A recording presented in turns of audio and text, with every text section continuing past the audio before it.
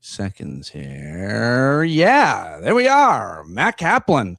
Very excited to meet you, sir. First time on the show. He's got this great new book. It's called I Told You So, Scientists Who Were Ridiculed, Exiled, and Imprisoned just for being right. And it is some deep history, some great journalism, I would argue. And I'm really excited to talk to you about it, Matt. Congratulations on the book. I hope people go buy it right now. Well, Pete, it has been a joy writing it, and I am thrilled to be here. So how did you approach this? You've been a science correspondent writer at The Economist for a while. You've written about all kinds of issues that, I mean, I don't know, scientific issues, obviously, including our relationship with our phones and social media and all of that, which I really would love to talk about at some point. But how this book, why this book, and why do you think now? Yeah, so I was interviewing lots of researchers as the world was going to hell in a handbasket during the pandemic, right? And during the 3-4 months that followed the breakout of the pandemic, as we were all sitting at home, me with my 4-year-old child, and trying to homeschool her in alphabet stuff and basic counting while simultaneously trying to, write about the science of COVID-19. And I was amazed by how many researchers I spoke to who said, so I've got this great idea. I think it's the cytokine storm that's killing people. I don't think it's the disease itself. It's an immune overreaction, but don't say anything about that. And I would say, well, why can't I report on that? Well, because, my PhD supervisor would kill me for proposing this idea without checking with him first. Or, it's an idea, it hasn't been tested, and I will never get funding for this. Or my personal favorite, well, let's be honest, Matt, this is immunology and I'm a woman. And I've been doing this. I've been correspondent for 20 years, written 500,000 words in The Economist in the science section alone. And it's not like people behaving in this way was new. I reflected upon scientists who I had seen be shouted down at conferences, folks who were screwed by political pressure and other behaviors.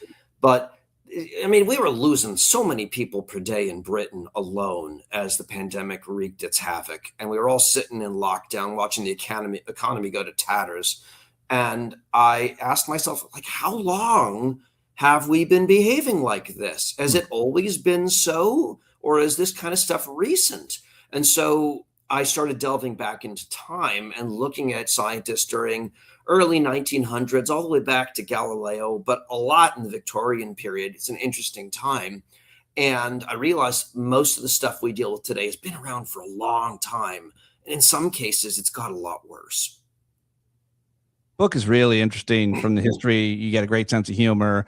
And I learned so much from reviewing it and, watching your conversations with other people and reading your stuff. It's so good and important for a lot of reasons. But I wonder, before we get into the specifics, if you developed an opinion from your work as a journalist or from authoring this book and researching it, if you think it's something inherent to us, to our psychology that causes us to specifically question experts. Is that part of our times? Is it always something that's happened? I mean, we're supposed to be critical thinkers and so on. But what I mean more specifically is if a plumber is asking a oncologist about cancer, or if the oncologist is asking the plumber about plumbing, there's a certain sense of arrogance that so many of us have developed. And not me, because I make an ass of myself every day and I interview smart people like you. I mean, that's the whole thing. I ask experts questions. So it's really interesting. One of the things that I delved into in the book is George Washington and smallpox, because during the Revolutionary War against Britain, the Americans were losing more people to smallpox than they were to the sword of the enemy. And there was incredible resistance to inoculating people against smallpox in the United States. It wasn't the United States yet. It was, the colonies. But the Continental Congress, to whom George Washington reported, had advised that inoculating. Now, let me be very clear. Inoculating is not the same as vaccinating. Inoculating is where you take a little bit of smallpox pus from someone who's actually got the disease and you treat it with either chemicals or in the sunlight, and you weaken the virus. They had no idea what a virus was. They had no idea what they were doing exactly, but they knew that if they left out a little bit of smallpox pus in the sunlight for 5-6 hours and then turned it into a powder and blew it up someone's nose, the person would get a weak version of smallpox. And like chickenpox, if you got a weak version of smallpox, you would never get it again. So you'd become immune. It could kill you, but the chances of you dying were not 30% like normal smallpox. It was like 1% chance of dying. So still bad, but better than getting the normal version of the disease. And Washington said, look, I disagree with Congress. Congress is saying don't inoculate people, but and I appreciate their concern because we might lose 1% of our troops. But if we keep catching smallpox in the normal way, we're going to lose lots and lots of people.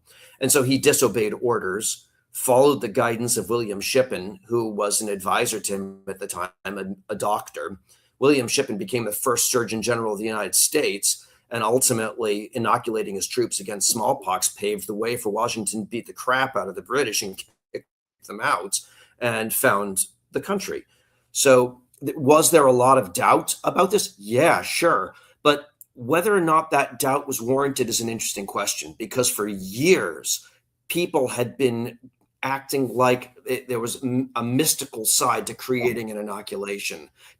Smallpox inoculation started in Asia with monks and wizards saying, I can help prevent this disease using my mystic abilities. And so it was shrouded in mystery. People didn't really understand what was going on. And so, of course, there was a lot of incredulity about what Washington sought to do, but it became very polarized. There were some people very for, some people very against, and it became a political issue, which I don't think helps anybody. That's a fascinating history right there that took place, I guess, before America existed. By the way, are you British and American? What is your? I am both. I am half and half, as many folks in my office like to joke. There and throw rocks at yourself, Matt. I mean, yeah, it's really hard talking about the American Revolution living in England, especially writing about it and criticizing the British. It makes for a very entertaining experience. We could stay in England, or we could go to a bunch of other parts of the world where you write about. I mean, I got to ask you about Galileo. I think that's a very interesting one. And to some extent, there are some parallels to today. But take us all the way back to, when was that? So Galileo, we're talking about 1600s. And Galileo, so look, Copernicus had already suggested that the sun was the center of the solar system, and that everything was not rotating around Earth, which was very much the view of the church. But it was still very much a hot topic, and the church didn't want to hear it. Galileo got into a spitball contest with a guy named Orazio Grassi, and they were arguing about comets and what those comets, seeing them in the sky, indicated about Earth's position in the universe. And Galileo had already been warned by Cardinal Bellarmine in 1616 to, in so many words, knock it off. Stop talking about the sun being the center, or at least suggesting that. And Galileo, as he went back and forth against Grassi, he wrote a piece called Il Saggiatore, the Assayer, which effectively eviscerated Grassi's methods and was the basis for the scientific method that we use to this day. Put out an idea, test it, experiment with it, and then report. That was what Galileo was really talking about. And he made a pivotal decision. And, we talk about Galileo being this incredible guy who could see stuff in the stars and in the sky. And he was really good with a telescope. What we don't appreciate is that Galileo was politically so savvy. He dedicated Il Saggiatore to Cardinal Maffeo Barberini, which no one knows, right? You've never heard of Maffeo Barberini. But Maffeo Barberini went on to become Pope Urban VIII. So if he was powerful as a cardinal, he was really powerful when he became Pope Urban VIII. And by dedicating his book to the Pope, Galileo correctly assumed that he would have some cover to kind of push the envelope a little bit and talk about, maybe the Earth is, maybe it isn't, but let's all think about this without throwing me into the Inquisition. And I mean, it served him well, but not quite well enough, because he ultimately wrote something called Discourse. And Discourse really looked at the two arguments for and against heliocentrism. And he dedicated that book not to the Pope, but to Ferdinando de' Medici, who was the Grand Duke of Tuscany. And this was probably Galileo's most astute political move ever, because while the Pope, of course, was very powerful, the Grand Duke of Tuscany was just incredible in what he could do. And when Galileo got into trouble, Ferdinando de' Medici intervened and stopped Galileo from being tortured by the Inquisition. I mean, fascinating story. Again, worth getting the book because there's a lot more in it. But just the fact that he was debunking that the Earth wasn't the center of the universe, that was going to upset a lot of Christians, right? It would have really turned over the apple cart. I can't think of anything similar today necessarily, but back then, I mean, that theory, that idea was so controversial, which is why he had to be political. But that's the issue. Scientists aren't necessarily very diplomatic. They're not very savvy and political. They're scientists. They use that side of their brain. They're nerds. Savvy political diplomacy should be left for people with my limited talent set. Not to mention, they're not always great communicators. And we talk a lot about science communication nowadays. So that is a big part of the problem, right? And you talk about that in the book. Some of them are more politically savvy, more diplomatic. Some of them not so much. The killer is that if you got great ideas as a scientist, unfortunately, that's often not enough.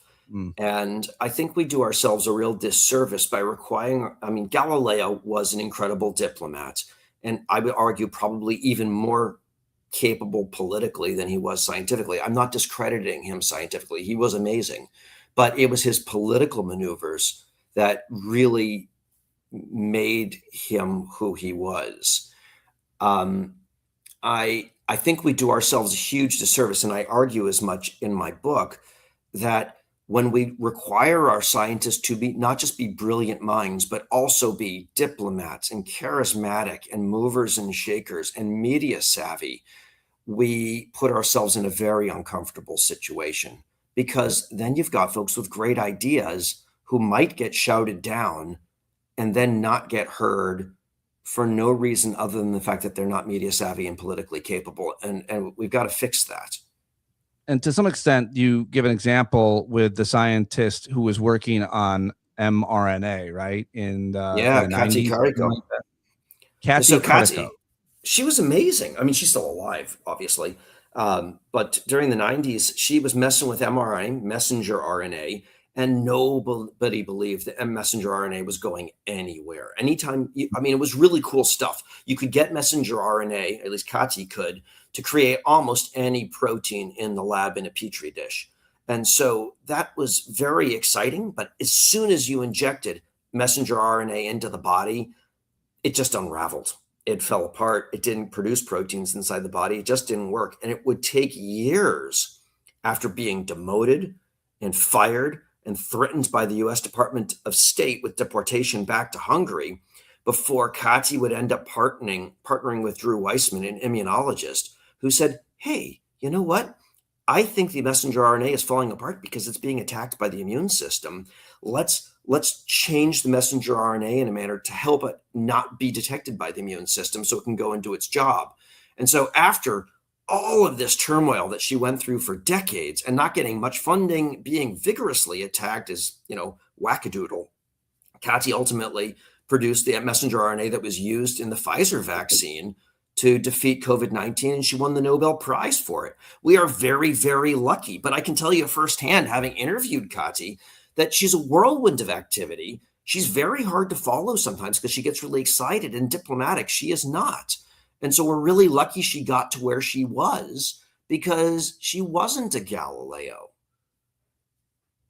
So, I mean, we can talk more about mRNA and we can talk more about modern times. I just want to stay in what I learned in the book and go to 19th century France, where we meet the French scientist and microbiologist Louis Pasteur. What about him? What did he get right and wrong? Well, okay, so Louis Pasteur, let's just hit this right on the head. Louis Pasteur was a showman, and he knew the political system. He understood the importance of providing people with a simple narrative, an easy beginning, a middle, and an end. And Pasteur I mean, he watched as a young student in chemistry. He watched Auguste Laurent, who was his mentor. Laurent was active during the days of. Have you seen Les Miserables? 4 times. Okay, I love Les Mis. So you know the barricades where the students protested, and all of these major protagonists in Victor Don't Hugo's book are remember like a killed. thing. Yeah. So I mean, it's a major moment. Yeah. Laurent was a leftist academic who was out there with the students fighting against the French state, and because of the political positions he took, he made it harder for himself and his lab to get funding. And Pasteur learned very valuable lessons from this. He learned the importance of making your research understandable to the political elites. Right. More importantly, he understood be on the side that's winning in government. Don't piss off the people who control the purse strings. And so he quietly allowed Auguste Laurent, his mentor, to be forgotten and attacked and distanced himself more and more. That's not necessarily a bad thing, although it was rather dishonorable given how much Laurent had given Pasteur. But where Pasteur really just behaved beyond the pale was in his ability to steal other people's ideas and then discredit them. And this is not something that should be celebrated. I mean, he's remembered as a national hero in France. We know him for having created the rabies vaccine and the chicken cholera vaccine, which defeated cholera in the poultry industry in Europe. Very, very brief version of that is cholera causes diarrhea in chickens that kills them, just like cholera causes diarrhea in people that kills them. Different disease, but the same end result. And he worked out how to effectively create a vaccine against it, except he didn't. He stole the idea from a veterinarian named Henry Toussaint, who had actually invented the idea first. And then in his lab notebooks, while he reported he used a different mechanism to this veterinarian, his lab books betray the truth. His lab books were uncovered 100 years after he died and revealed that he had actually used the veterinarian's methods, lied about it, and then actively discredited the veterinarian who had created the vaccine. He did exactly the same with rabies. There was a researcher named Pierre Gaultier. Gaultier was incredible. He worked out that you could take saliva from a rabid dog, inject it into a sheep, and then inject the saliva from the sheep into a rabbit and then back into a dog, and the dog would become resistant to rabies. Pasteur effectively stole that and then discredited Gaultier and said, I invented this, and never really mentioned Gaultier again. And more importantly, he tested on people, injecting them with his prototype rabies vaccine, killing some of them, and then hiding the evidence so that people didn't know he had ever failed in his creation of the rabies vaccine. So human testing, no documentation, burying the evidence along with the bodies. Good stuff, right? All of it is. I'm fascinated by everything you're saying and writing, and I love listening to you talk about it.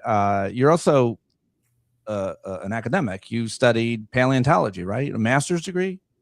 Yeah, so Paleontology? I did all of my work in paleoclimatology. I looked at the teeth of small mammals and Mm. tried to understand what kind of environment they lived in by looking at the chemistry of the tooth.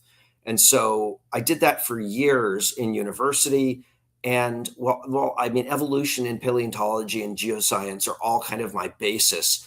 As a science journalist, I've expanded well beyond that, and I write about all areas of life science now. Why would we fund that research that you did? Why would we need to know any of that? How is that useful to me? What disease Yeah. did you cure?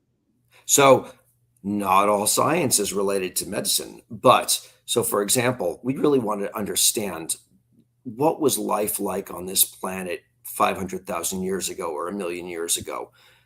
Were animals being affected by climate change? Were animals being affected by different regimes of rain and cold and dryness? And it's really hard to work that out by just looking at sedimentary layers and rock. But if you look at the chemistry of an animal's tooth, you can often work out how much water was it drinking? Was it facing hardship? What was going on with the climate at that time? And how extreme was the climate a million years ago compared to now? Is the weird weather that we see now particularly weird? Were things just as crazy back then? Or were things more stable? These are important questions to know because we only have like 150 years of climate data to really work out what's going on.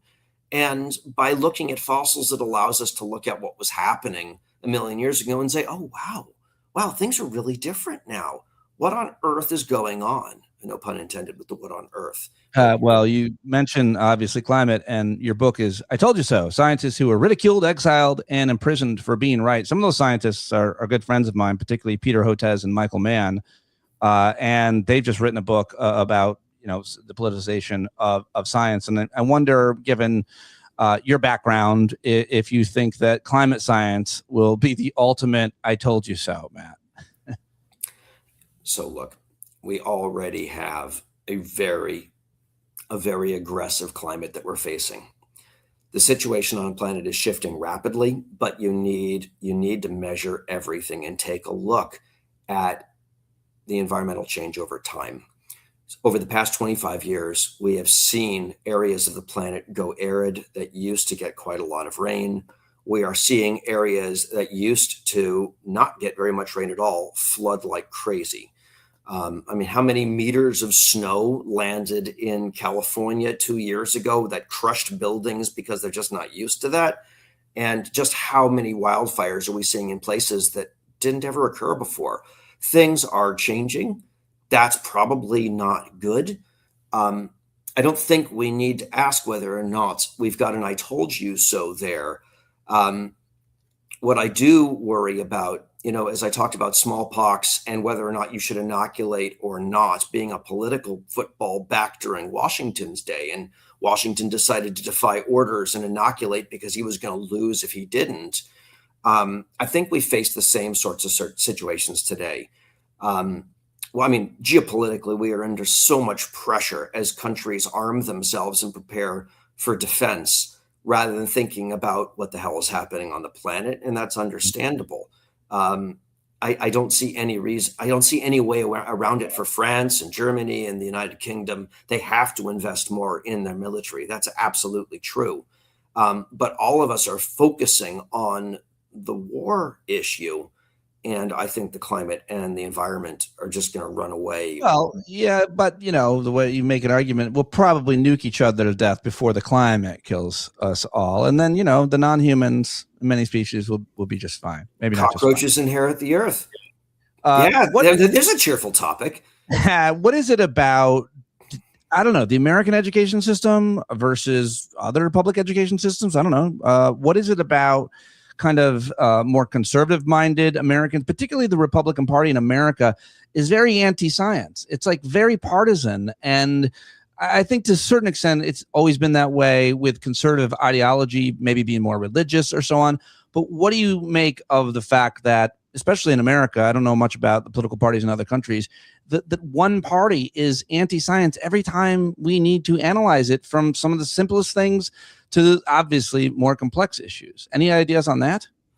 Well, it's varied over time, and I think all countries have it. We see it in Britain with Reform UK. That leads to hesitancy with regards to masking and vaccination. And I think you're going to see a slice of the population that is concerned about trusting science. I think that's a shame because, we're all in this together. We all get cancer. We all end up getting infected by diseases that can kill us. And so if we've got researchers who are trying to defeat these scourges, I think it's worth it for us to listen and see if we can keep the conversation going. As a registered Republican myself who voted for John McCain and Mitt Romney, Mitt Romney established socialized medical care in Massachusetts. He did a phenomenal job. John McCain was integral to quite a lot of research, most of it military, but not all, that helped the United States immeasurably. I don't believe that it has to be a political football. I do think you're always going to have a portion of the population that says, I don't know, do I trust that? Do I not? And that's where the job of the press really has to come in, and science journalists in particular, because I point out that, this old phrase, laws and sausages, you never want to know how either of them are made. You know that phrase? Yes. Because, sausage making, ew. Yeah, gross. And laws, oh my God, how horrible. Science falls into the same category. It's a messy process, but my newspaper has argued for years, we got to talk about it to have an educated public. And I think that with regards to science, we got to keep talking about it, because a lot of people believe that science just poof, some researchers did some experiment and this happened. But that's not how it works. There is debate, there is questioning. And when we talk about the debate, that makes it look like science doesn't know what it's doing. But that's actually integral. That's what's been going on for hundreds of years. And it's important that the public understands that, and we need to talk about it more. Unfortunately, I mean, we can't. We have a very hard time talking about it. To some extent, I'm even feeling like maybe you're drawing a false equivalency between Republican Party and Democratic Party. I mean, you're not, are you? I mean, like today's Republican Party, it's fair to say, is anti-science. What they're and they're making policies around it when it comes to the climate, when it comes to vaccination, when it comes to every pediatrician and other medical organization in the country now questioning an insane lunatic who is running the HHS. And I try not to be that hyperbolic. I mean, that's not. You're not. I mean, that's where we're at today. Would you agree with that framing? It certainly has become politicized. There's no question. But go back to George Washington for a second. It was the conservatives who felt that an inoculation was a good idea. My whole lifetime, and for the last 20 years, the Republican Party has been against. They have been conspiracy theorists on climate science and overwhelmingly on vaccines, right? Like for the last 20 to 30. Well, since the solution became potentially a tax, when Newt Gingrich and Nancy Pelosi sat on a couch together and drew an ad, and then immediately it became, and Republicans have been questioning and defunding and taking support from those who want it, the fossil fuel industry. I mean, isn't it simply that? I don't like using the word simply anywhere. Well, certainly the Republican Party has certainly transformed dramatically in the past 25 years. I mean, since the days of Newt Gingrich, we have seen that party transform considerably. So much so that some of them believe the planet's 6,000 years old. I know. That worries me. Let me ask you a slightly easier question to wrap it up. It's such a fascinating book, such great work, Matt. I'm really excited to meet you and talk about it. But how do you this is not really in the book, but I do think it's obviously relevant. And you do write about it to a certain extent, separate the science from the scientist. The science might be really good. The art, the music might be really good, but the person behind it might be really bad. And obviously we're hearing about all these terribly behaved men, but you can give us plenty of history. You've mentioned George Washington plenty of times. Guy owned slaves, but you can mention, I think Da Vinci had like a child slave or something. So one of those Renaissance artists. Anyway, how do you separate the science from the scientist? Look, how should we think about it? Yeah, I mean, certainly we go back into history and we have to remind ourselves that the standards of life 100, 200, 300 years ago were very different from what they are today. So that's just a given. I don't appreciate the way in which Louis Pasteur behaved. He really ruined a lot of lives and behaved very, very badly. Yep. And I think we can look at that and say, that wasn't right then. It isn't right now. We can definitely do better than that. And a lot of this comes down to scientists themselves saying, I'm not going to operate that way. But government has a part to play here too, because when you restrict funding, you put scientists into a position whereby they have to fight for a smaller piece of the pie. And as the pressure is on, scientists have families too. They have mortgages they have to pay. When scientists are put under increasing pressure, the competition goes up, and the ability to engage in respectful debate diminishes. And so we need to find ways in which we don't put scientists under extreme pressure that leads to bad behavior. And there's another side to this, Pete, and that is, at the moment, if a scientist engages in fraud or engages in disorderly behavior with other scientists, we don't have a lot that we can do unless they go and stab somebody else, in which case then they go to jail. But if you lie about your results in academia and you get another grant after making that lie, let's say that lie, you get $500,000 follow up, even though your results weren't legitimate. The worst you get if you get found out is get put on administrative leave and the university eventually cuts ties with you. That's bad. But if you or I stole $500,000 from the bank, we'd go to jail. And so, an easy way to, aside from reducing the pressure by making sure that funding flows to scientists who need it, is to also point out that we need to put in repercussions for people who engage unethically within science. Don't you think, I mean, I think this is part of what you're saying, or I'm hearing, that government should play a role, I would say a very strong role, in kind of regulating and enforcing rules around science or around health grifters. What do we call them? I forget. People just selling. There's a whole hustle about it. Like you buy a giant bucket and then you make smaller buckets of the powder, and it's not scientifically proven, it's not regulated, but you're telling people it's going to cure their kids' cancer, or it's going to reverse the aging process, or grow hair back, do any number of things, and it's not regulated, and it's not. Don't we have a huge problem in that in the U.S.? I'm not going to comment on that because that's not my area of expertise. Okay, fair enough. I appreciate that. What I can speak to for sure is that when we have someone, let's say on an editorial board for a journal, who's being paid off to allow papers to publish, that probably shouldn't be there. Right now, the level of punishment for people who engage in that kind of behavior, or a scientist who lies about their results to get it published, to make it look more interesting than it actually is, there's not a lot that we do if someone's caught for doing that. And that's a relatively inexpensive thing to do to try to fix science and reduce the fraud. Of course, increasing funding reduces the pressure and allows people to behave in a more civil manner, and that leads to better discussion, and better discussion leads to better results.